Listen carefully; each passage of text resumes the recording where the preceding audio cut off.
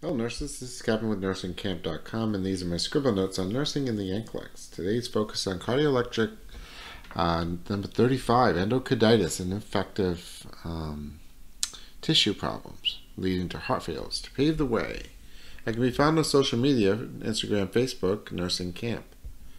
Okay, let's get into it. It's from my sticky note that discovers all these endocarditis, myocarditis, and pericarditis, and we're focusing on endocarditis. So, briefly, we talked about in the previous lecture, we talked about the structure of the heart. And we said that there's a pericarditis, which is pericardium on the outside. And then you have your myocardium here. Then you have your endocardium here.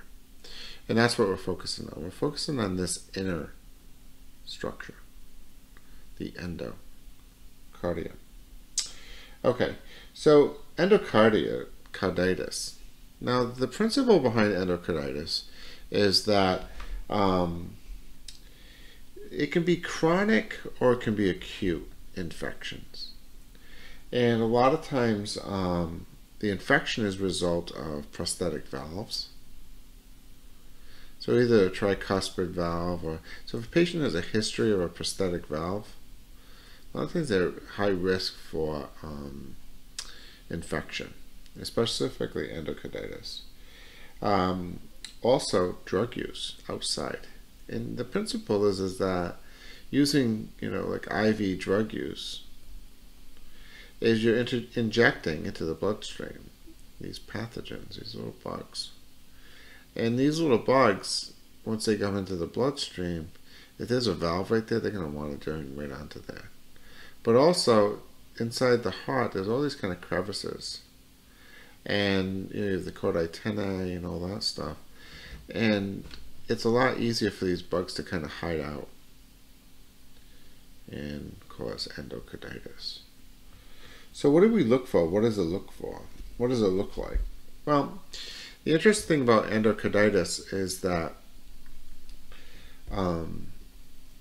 they get these weird sort of microembolized spots.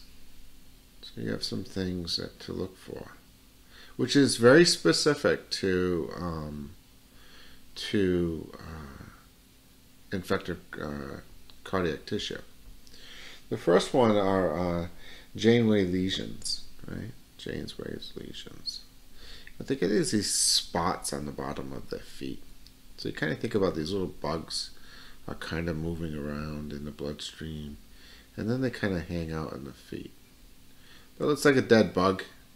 You can see it's squished, there's spots on it, and they're painless. Is it dead? And that's where they kind of set up. That's kind of a characteristic symptom. But the interesting thing is that on the fingers, they get what's called Osler's nodes. They get these painful lesions on their fingers. And I always think of it like these kind of in the capillary beds, these kind of emboli just getting stuck and lodged, and of course that's a cause problem. They get these mycotic kind of aneurysms, and the main starter staff is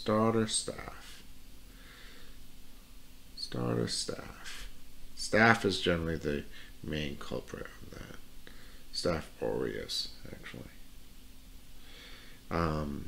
And that's the major issue with endocarditis. So you have, IV drug use, you have prosthetic valves, you have some specific signs and symptoms like Jane's notes and Osler's notes. And you also get these kind of weird sort of what they call Roth spots on the eyes. And just think of like kind of these emboli and stuff like that. They kind of have these like mini aneurysms. What does it sound like? Well, the new onset murmur is always acute. So it's kind of, you'll hear that murmur sign because all those little bugs are hanging around the valves, and you'll have all this swishing going around. So you're not going to have a clean cut sound because it starts to build up. And they start to get these kind of, like I said, microemboli everywhere. So if you remember that these little aneurysms are popping up. They get spots on the fingers, spots on the feet. They also get petechiae, which is also very common. Petechiae is little red spots in there on their chest, more specifically. So what do we do for them? Well, we're going to do blood cultures, right? We're going to try to figure out what's going on if we expect it. We'll probably do an echocardiogram to make sure that, to see what kind of structure the heart is.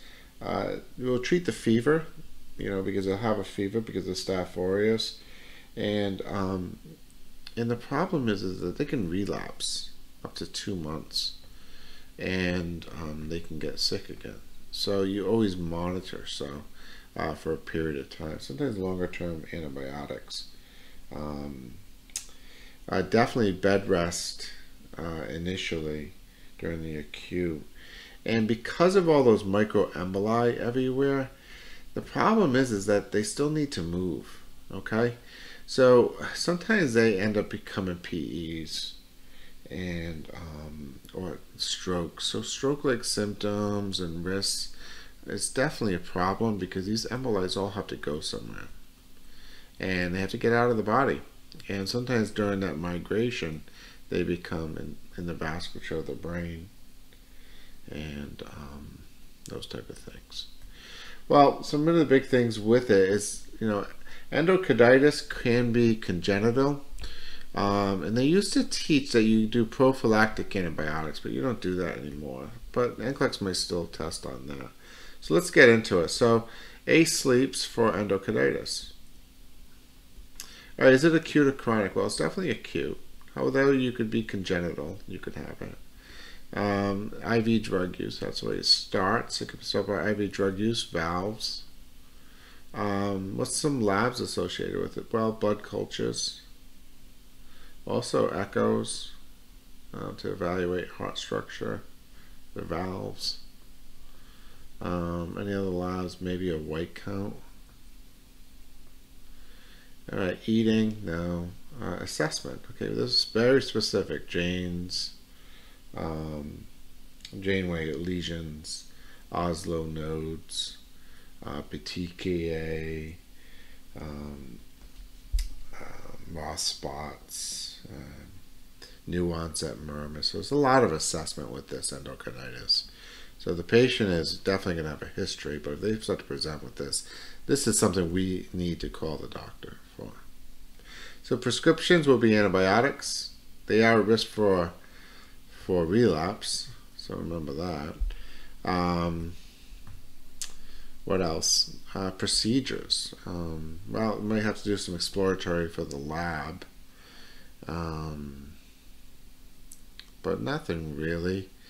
That's a bird, and then what else? New onset murmurs. And what stands out? Well, it stands out more specifically that this is a endocarditis. It's inside the heart, so it's on the inside, so there's an infection going on. Staph aureus tends to be number one. There's very specific petechiae, microemboli. They're at risk for these mini strokes and vasculature problems and pain, and very, very specific for endocarditis. However, it can be treated with antibiotics, and if it is caught soon. So a presenting symptom for this patient would be acute and a doctor's call. All right, that's about it. My name is Kamp, and this is Nursing Kamp, and I can be found on social media and nursingkamp.com. We'll talk to you soon, where we talk about myocarditis and pericarditis.